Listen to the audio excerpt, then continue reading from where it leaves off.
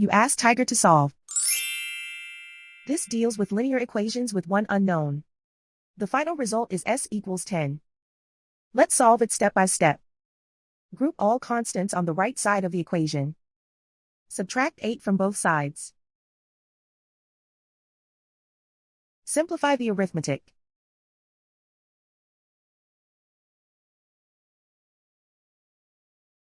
Isolate the s.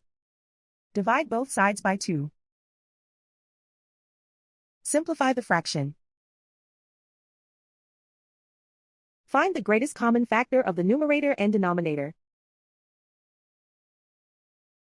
Factor out and cancel the greatest common factor. And so the final result is s equals 10.